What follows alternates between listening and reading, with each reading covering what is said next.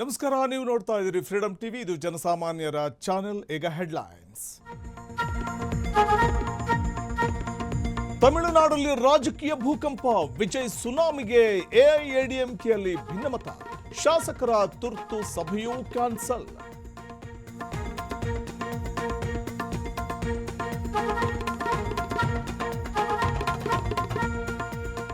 ನಾಳೆ ಸಿಎಂ ಆಗಿ ವಿಜಯ್ ಪ್ರಮಾಣ ವಚನ, ಮಧ್ಯಾಹ್ನ ಗವರ್ನರ್ ಭೇಟಿ ಮಾಡಲಿರೋ ದಳಪತಿ. ಇತ್ತ ಐಷಾರಾಮಿ ಹೋಟೆಲ್ಗೆ ಶಾಸಕರು ಶಿಫ್ಟ್.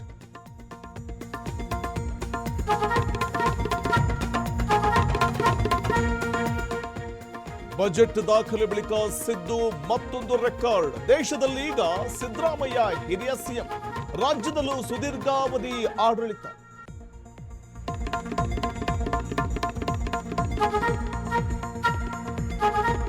ಬೌರಿಂಗ್ ದುರಂತಕ್ಕೆ ಎಚ್ಚೆತ್ತ ಆರೋಗ್ಯ ಇಲಾಖೆ, ಆಸ್ಪತ್ರೆಗಳ ಕಟ್ಟಡ ಪರಿಶೀಲನೆಗೆ ಸೂಚನೆ, 15 ದಿನದೊಳಗೆ ವರದಿ ನೀಡುವಂತೆ ಸುತ್ತೋಲೆ.